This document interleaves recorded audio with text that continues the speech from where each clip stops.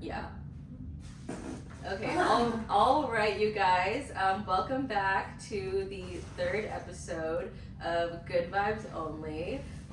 Today I'm talking to Mike Swaleh. Mike, that's him, and I would love for you to just give them a quick introduction and tell the audience a little bit about yourself. Well, I am an old man and I've learned a lot as we've gone through life about finance, about marketing, built a business. I actually built a couple different businesses, one in real estate investing and then another in the mortgage industry. Actually pretty much took down my business in Missouri, moved it out here and restarted it, which is kind of what led to this conversation. But yeah, I grew up in California, born in Texas, went to Santa Clara University in the Bay Area, lived in Missouri for 15 years, and now I am back in What's Placer your County. social security number? My social security number is I would love to hear a little bit more about your two businesses. Let's start with the real estate investing one, and then we'll Sure. talk about the mortgage one second. Yeah, and I like that because the real estate investing one's far more important, right? So I have a theory, which I've shared with you and your sister unprompted several times. I'm kind of a soapbox about it, but my entire sort of financial outlook involves buying real estate early and often, and that's what's worked for me, right? When I was young in high school, I read the book Rich Dad Poor Dad, which is also what we were just talking about. And one of the things I learned was to invest in purchasing assets. And so as soon as I started my career, I started the journey purchasing assets, and it's really kind of made a difference in my financial life, in where I am now. I wouldn't be in the same place. So we've really just accumulated one rental property at a time over a period of 15 years. Yeah, I think that's really, really great advice. I see a lot of, people around the age of my dad doing similar things. So when you started out in real estate investing, did you already have the capital to do that, or did you do something else to accumulate that? Yeah, that's a good question because having funds, especially around here, is absolutely the roadblock. You have to qualify to buy the house, you have to have the cash to buy the house. In my case, the way I chose to do it was to buy my first home to live in, and I got in a 0% down program. And that was my first home. I lived there for 3 years, and when I moved out, I simply just didn't sell it. In fact, one of the things that I say a lot these days that I've learned is that I kind of regret every house that I've ever sold. Luckily I was smart enough not to sell that first house, moved into a second home years later, and then rented out that first house, and that became my first rental property. And in fact, my wife did the same thing, and when we got married, we still had those two houses, and then we bought a third house. And so kind of that's how our first three properties that we owned came to be, was just moving into them. And in my case, the first time I didn't need any money at closing because of the way the loan program and the way we negotiated the contract. And by the time the second and third ones came along, we had the money to put down and we didn't have to use those programs anymore. Okay, yeah, that's really helpful. And you did mention the book Rich Dad Poor Dad. I just wanted to go back to that for a quick second, because I know you noticed it on my own bookshelf, and you're like, if you didn't read that, like, you should read it now. And I wanted to know what made you say that? What were your biggest takeaways from that book? And how? Yeah, you said you read it when you were in college. You said I was 15. Oh, 15. Okay. Yeah. I was 15 and I read it because my uncle wanted to read it, but he didn't want to read it. So shout out to you, Zishan. And so he made me read it and summarize it for him. And I'm really glad that I did because, like with any book, right? Books are meant to open our minds, right? And that book really influenced my thinking for the rest of my life. And when I hear somebody talk about money, I can tell whether they read that book or not. And there's other books that accomplish the same goal. That's just the one that I read. And it was really just about having an open mind about your relationship with money and what is the difference between an asset and a liability, and how spending money and purchasing assets are two different things. And so can't explain all the concepts of the book in this short time, but I can tell you that it definitely will affect the way you look at money for the rest of your life. And would you say that was like the biggest difference in terms of how you viewed money beforehand versus after, is just like a more open-minded perspective or so? Yeah, more open-minded, and also in a way that made me a little bit risk averse. So I've taken a lot of financial risks in my life, but I've done so in a way where I've been able to mitigate the risks. And I see a lot of people just taking risks for the sake of risk. I'm not that guy. I'm the guy that is going to preach, hey, taking no risks is probably the biggest risk, because then, nothing ventured, nothing gained. But when you are going to take a risk, you can mitigate those risks. And when I talk to people who don't have that sort of influence, they think that no action is the less risky thing that they can do. And you get to the end of your career and life and you don't have anything because you never got anything. I think that to me is the biggest danger. I totally agree with that. And I myself, I think, am a little bit risk averse. And if I was to take a risk, I think it would definitely have to be a calculated risk, and done so like more strategically. I do want to hear if you have any stories about financial risks that you've taken over the course of your career. Which ones worked out, which ones didn't work out, and were there like differences in your approach to what was successful and what wasn't successful? If you happen to have any stories like that. Sure. I've got two really good ones. I can tell you about the two biggest mistakes I've ever made, actually. And one was because I didn't take enough risk, and the other one was because I took too much risk. So not that I want to have a monologue here, but I think about when I graduated college and then I went back and I got my master's. I graduated with $150,000 in student loan debt. And I was on a mission to pay off that debt. I hate having debt, right? And we can talk later about the difference between debt and leverage. When unsecured student loans is just debt, right? It's not, there's no asset associated with it, except you can argue your education, but you can't really sell that. So $150,000, which obviously had a monthly payment at 24 years old, that was debilitating almost, right? Luckily, I went into sales, I did well, I started making money, and I aggressively paid off my student loan debt. And I made a goal of paying off the whole thing by the time I hit my 10-year college anniversary. And a few days before my college anniversary, I remembered this goal that I had, and I had like $20,000 left to pay off. So I'd paid off already $130,000 of, and remember, when you're paying off a student loan, that is after tax disposable income, right? And so that's a lot of money. And so I wrote the check to meet the goal and pay it off. And I tell people that is the biggest financial mistake I've ever made in my life. And why do you think that was? You think the mistake was writing a check for 20 grand, or the wanting to pay it off in 10 years versus maybe longer or shorter? What did you think? Why do you think that was a mistake? Good question. The answer is the opportunity cost that I sacrificed. The cost of that money that I spent paying off that loan and what it could have gone to, the opportunity that I missed out on. So let's think about that again. So $150,000 over 10 years. And this was from 2005 to 2015. The alternative path, and again, this was me being risk averse. So this was a risk I didn't take by spending in the face of having this debt. So $150,000, let's just use simple math to make it stupid easy. So that could have been three $50,000 down payments. That could have been, 20% down on three $250,000 homes, which that might sound crazy in 2024, but in 2009, 2010, 2011, those were deals to be had, right? So if I had spent my cash, again, rich dad, poor dad, accumulating assets instead of being worried about lowering my debts, then today that $750,000 worth of real estate that I would have purchased would be worth over $2 million today. And that student loan debt wouldn't have grown. It would still be $150,000. And I could sell one of those houses today, eliminate that, and still have $1 million worth of real estate. So I literally tell people that decision, that goal, that wonderful achievement of paying off my student loans in 10 years has cost me over $1 million. That makes a lot of sense. That makes a lot of sense when you put it that way. And so if someone has that much student debt right now, and they're straight out of school, your recommendation would be to make money and invest in real estate, and then down the line pay off the debt because it doesn't accrue over time. So mostly yes, but let me peel that back just a little bit, just because, and I'm careful about this, I don't know everybody's financial situation, right?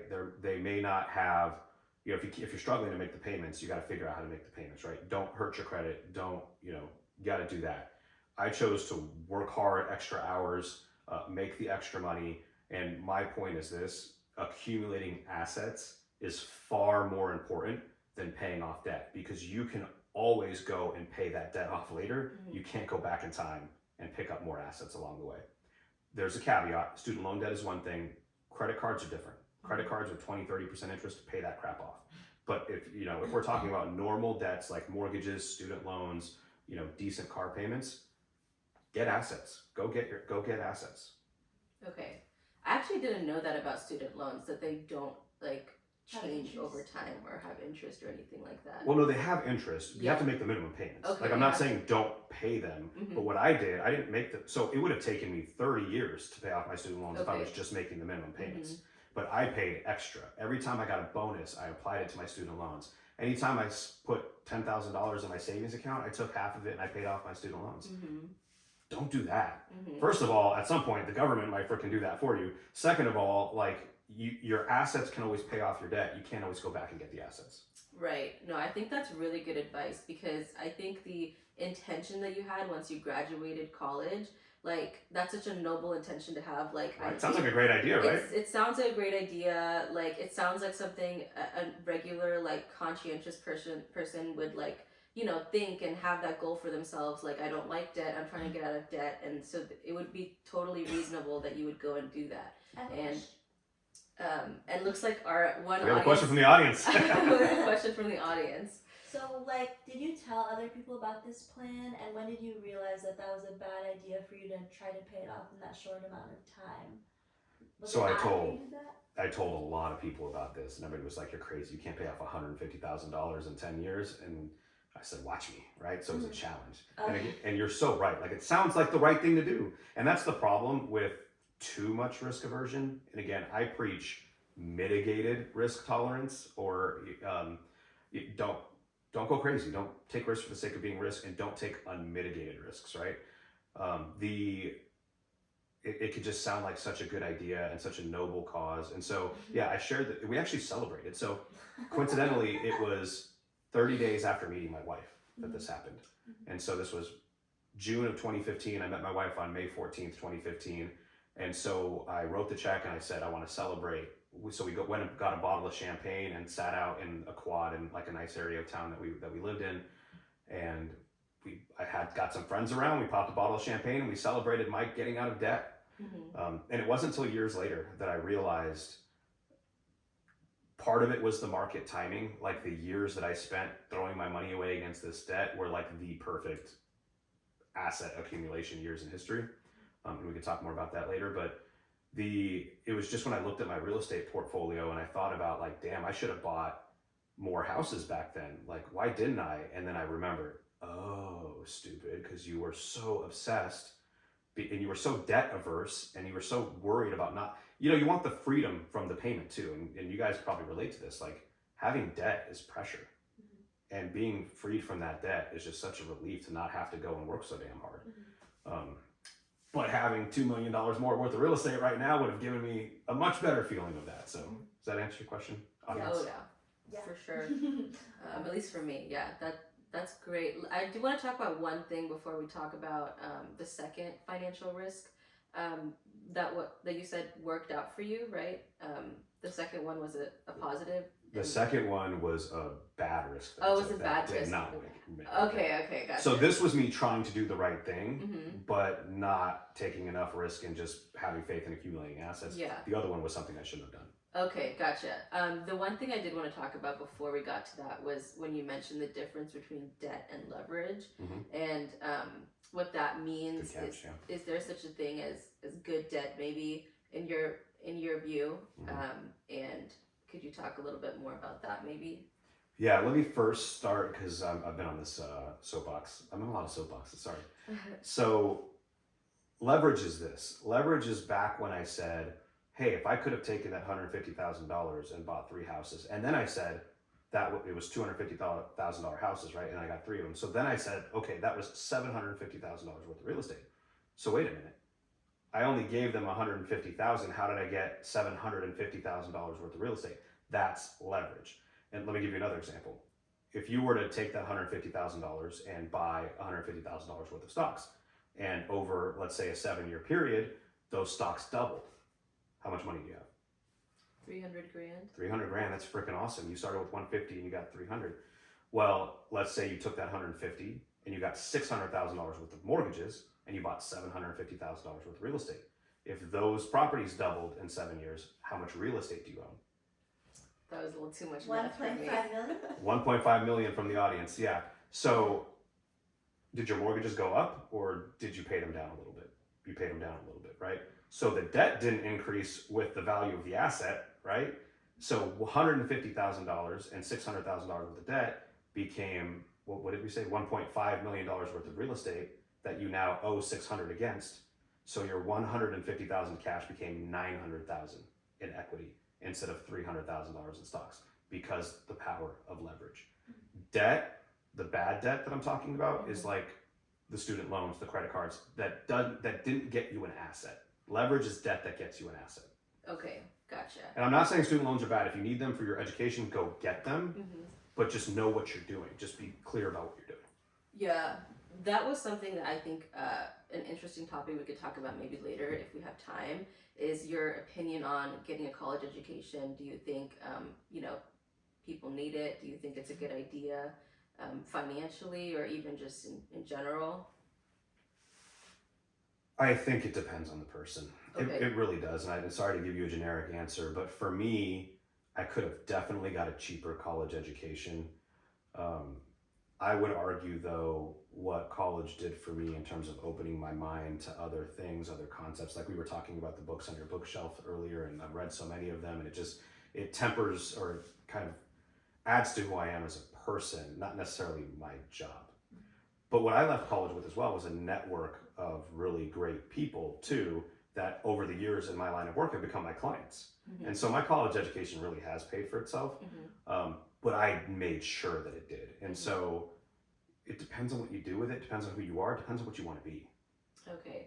I think that's a good answer. Yeah, I think that makes a lot of sense for sure. And the network thing is huge. Mm-hmm. I think for most of the people, and myself included, like the name of the college, the prestige, how much you pay for it. In terms of the education, it's really not gonna make that much of a difference if you go to even like a community college and take a biology class there versus at Yale. It's more so like meeting certain people and having that network that you leave with. I think that's really where the value comes from, for sure.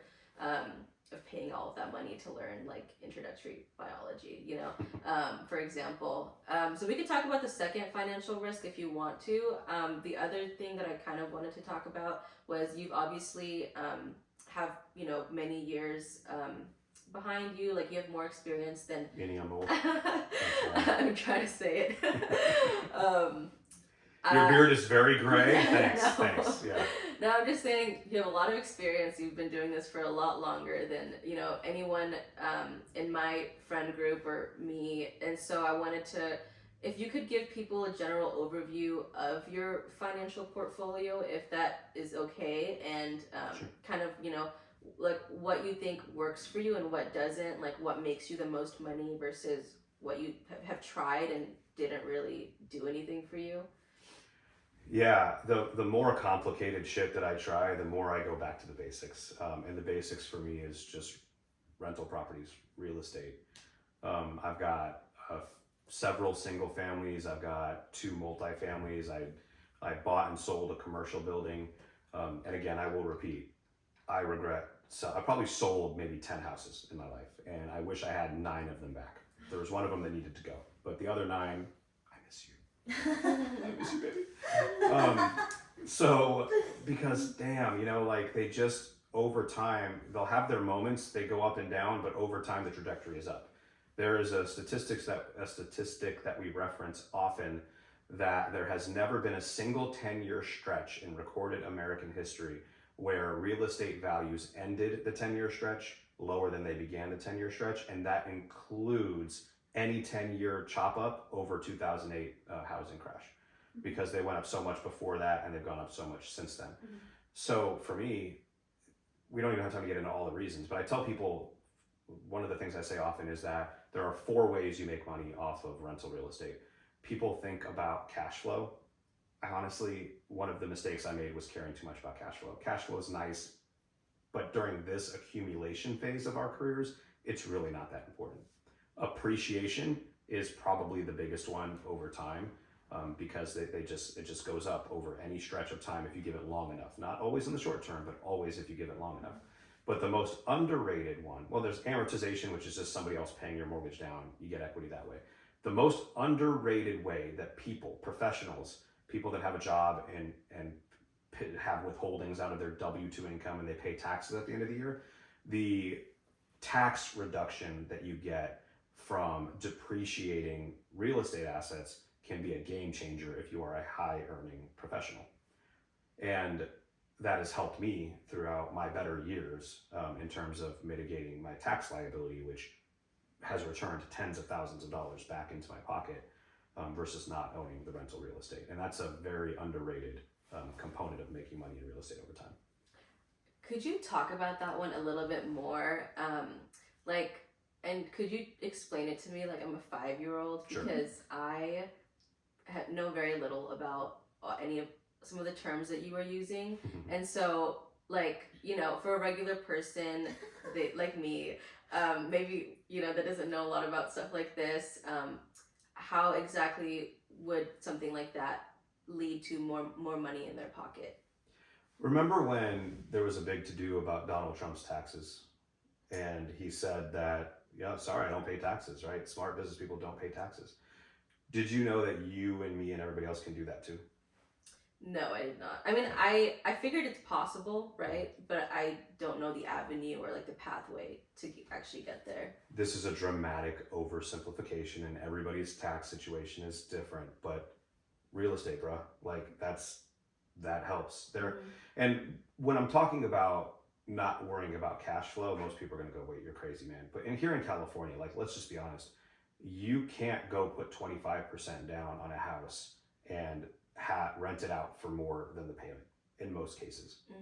But if you can break even, and I was going to pay $15,000 in taxes this year, and now I only have to pay $3,000 because of depreciation, that saved me 12,000 real dollars. That's $1,000 a month. And so people will turn down buying real estate because, it's negative $100 cash flow. Okay, so you're going to lose $1,200 this year. Cool. You might save $12,000 in taxes that you are going to pay the government, and then now you get to keep. So could you explain how it goes from, what did you say, it was 15,000 to 3,000? You said? Yeah. So normally you have to lose money to deduct it off of your taxes, right? Real estate is a loophole. Real estate has something called depreciation, which it assumes incorrectly that the value of your home is going to go down over time, as if it were a car or something.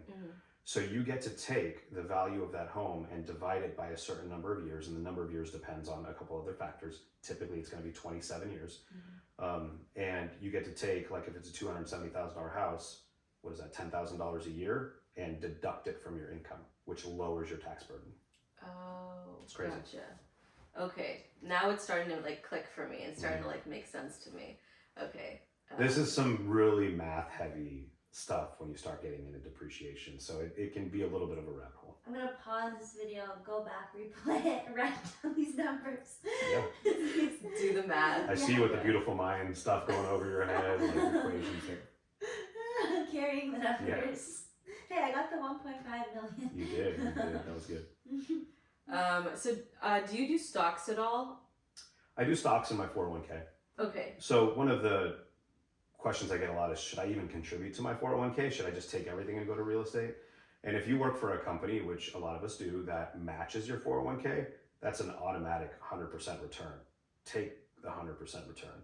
Plus, I like to be somewhat diversified in my portfolio, and it's kind of a joke in my household. I got to go diversify my portfolio. So yeah, I have some stocks on the side.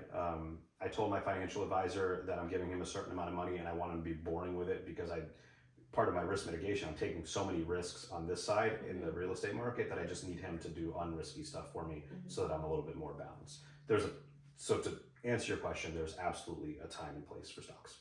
Okay. Okay, gotcha. And so all of the properties that you own, I'm assuming that you also act as kind of like the landlord and property manager for all of those different properties? We did. We did for a while, and then we got to a point where we had enough of them that we were willing to take a portion of our profits and invest it in a management company. And so now we have somebody else managing it for us. Okay, gotcha. Because that's a huge thing. Like, I was just subleasing one apartment in New York out, right, over the course of maybe 3 or 4 months. And the amount of time and energy that it took out of my day to deal with my tenants was just mind blowing to me. And I was collecting, what, like maybe a little less than $2,000 or something. And so I was just like, yeah, I'm never gonna be a landlord ever again, because It's not for everybody. it was such a headache. The other thing I wanted to ask you Can was, I say something about that real yeah, quick? yeah, yeah. So my wife and I have had this argument before, and I said, okay, well, we made X number of dollars with our renter portfolio this year. How many hours do you think it really took you? And you don't have to answer, but let's say it was 2 hours a week, right? 100 hours a year. What is that rate of return compared to actually going to work, right? Mm-hmm. Like you made $2,000 in a month. How many hours would you have to like be at work to make $2,000? Mm-hmm. And so it's annoying, but so are most of our jobs. Yeah, True. very true. When you put it that way, I guess, yeah. And so when you buy a rental property, what are you looking for? Are there things that you look for before, specific things that you look for in a rental property? There are, but that answer has changed, and it depends on where you are in your journey, and it depends on what you're looking to get out of it, right? And so I can tell you what I'm looking for now is easy, right? Like I've done the hard stuff, I've taken the risks, and now I kind of know what and this you'll hear this from investors a lot. Like I tried all the things because I needed to know what was my thing, and now I know what my thing is, and I just stick to my thing. And for me, it's just honestly straight single family long-term rentals. We have a couple short-term rentals in the portfolio. They're great. I might add one, in a couple of years, but probably my next two purchases are going to be back to just straight single families or, maybe a duplex. Gotcha. And so per house that you own, like, is there some kind of number you could give as to like how much you're making per month off of that? They're all very different. And I just met with my accountant yesterday, so I should have a good answer. I would say we're probably, we have 9 doors at this point.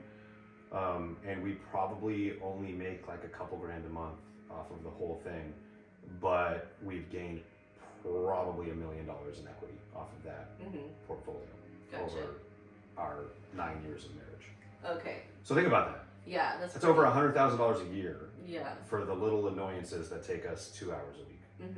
Yeah, that's incredible. Would you work 100 hours a year for $100,000? It's $1,000 an hour, right? Yeah, that's incredible. Let's maybe talk about the second risk that you were talking about if we have time. Just real quick, we can touch on that one. Yeah. That was a real estate investment I made in raw land, and I'm probably going to lose literally $100,000. Oh my goodness. Yeah.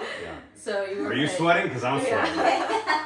Yeah. Now again, it was a piece of our portfolio at the time. It was a mitigated risk, but the mistake here was that, well, I shouldn't have made the investment, and I shouldn't have made the investment because I didn't have time. I wasn't given time to fully vet it out. I just trusted somebody that turns out I shouldn't have trusted.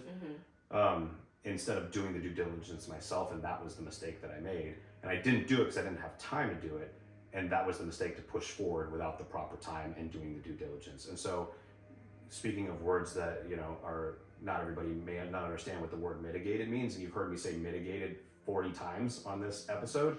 Mitigated means vetted, reduced, and I didn't reduce the risk by doing my due diligence. It was an unmitigated risk, and that was the mistake. Gotcha. And it's going to be the biggest financial loss. Yeah. And I gotta have a lot more wins to make up for just that one loss. Yeah, I mean, I've heard stories of people's like biggest mistakes when it comes to their finances and stuff like that, and I feel like I see that one a lot, where it's kind of like an impulsiveness, almost like a lack of self-control, and I feel like a lot of money and managing finances also really comes down to like who you are as a person and kind of what you cultivate, whether you're cultivating like, you know, good decision making and like being level-headed and clear-headed and pushing forward in certain ways and stuff. And all of us have moments in our lives where things are a little bit crazy and hectic and we're just not looking at every single piece, you know, maybe with as much attention as we probably should. And it hurts, man.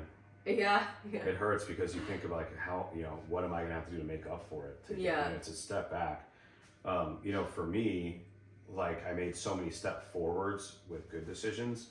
It hurts to take the step back, but you can't let it stop you. Yeah, and you know, I feel like from what I can tell, a lot of people in finance and who are involved in business of some kind, rarely do I ever see anyone who wins everything, like who's successful at every single project that they you would like to lose smaller than this loss, but you know, it wasn't every dollar that we had. Like and that's the difference between, you know, I said it was a mitigated risk. It was mitigated in the sense that I didn't put our entire life savings into this project, right? It was a chunk. We talked about it. We decided that, hey, we can go in. It was worth the risk for this chunk. We just didn't do enough. And when I say we, I mean me. I didn't do enough due diligence, and I shouldn't have made the investment. And if I had taken more time, I probably wouldn't have done it. Yeah. Hindsight's 2020 though. It is. It totally is. Like when everyone was talking about how like they always knew that like Kamala would lose the election or whatever, but this was after the election. Yeah, I myself was not one of those people who was like, Donald Trump is definitely gonna win, you know, like beforehand. And I feel like they were all just saying it because they you know, it's not like they actually knew that he was gonna win. It was just like, oh, I always knew, like this is blah blah blah and whatever. Anyway, I thought it was pretty 50-50. I don't know.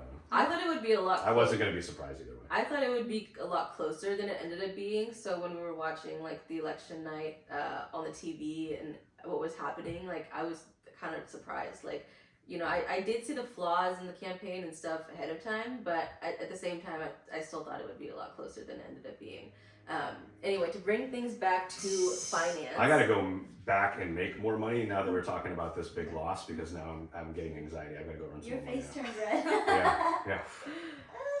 No, Hey, you're getting the real truth though. Yeah, I mean, that's the reality, right? That's the reality of all of what we're talking about, basically. Like, if you take a certain risk, like, that's kind of some of them aren't going to work out. And, Can we start a GoFundMe here on this podcast? We totally can. Just kidding. If anyone's watching wants to contribute to Mike Swaleh here. No, what you can do for me is go start putting money in a down payment fund and buy yourself some assets. That's very generous of you. I'll be fine. It's very altruistic. It says he wants to manage their loan. Yeah, I'll do the mortgage. Hit me up. Yeah. Oh yeah, do you want to tell people a little bit about what you're doing with mortgage? And you said loan officer. You said that's the title. Yeah, so I run a franchise of a mortgage company, and I've got myself and a couple loan officers that work for me. And what we do is we help get people into houses. We've got some pretty creative programs. You can buy a house technically with no money. I know that's a common thing. It's not as easy as it sounds, but if you are working with the right people, we can help you figure it out. And yeah, that's what we do. When people need to buy a house and they don't have all the cash, they need to come to us and we help them with the difference. Okay, yeah. If you're looking to buy a house, hit Mike up. Yeah. Should we start your application now, or are we gonna wait? Or I honestly don't know if I'll own a home for financial purposes, like for a real estate portfolio purposes and stuff. But my dream life, I think, it involves me living in an apartment for the majority of my life, unless I get married and have children. If I get married and have children, I want them to be in a house and like we're getting deep now. Have space to run around, right? But if it's just me, I'm happy with an apartment. I think that's where I thrive the most. Like I can see everything. I only have like a certain number of belongings, and I can clean everything myself. Yes, like that's very stoic of you. That's just me personally. I feel like if it was just me, I don't need a huge big house for just me. I'm assuming it's just you. Well, I'm not assuming. I'm just thinking like, okay, in this scenario, in a different scenario, something You sound else. very clean. I would be happy to have you as a tenant. So I'll have to figure out a way to buy an apartment building. Oh my goodness, yeah. Thanks for having me on. Thanks for coming on. Do you have any last words for like people my age, any general financial advice that you might think like they should really know? Yeah. Don't overthink it. Buy real estate. There are so many ways to overthink. Oh, its prices have gone up so much. They're due for blah, blah, blah. Don't overthink it. I've made so many mistakes trying to time the market and overthink it. Just buy and hold and wait and grow and earn and buy more and repeat. Okay, thank you so much. It's been a pleasure having you today. Thank you so much for coming on. I really appreciate it, and I'll see you guys in the next one. Peace. Bye.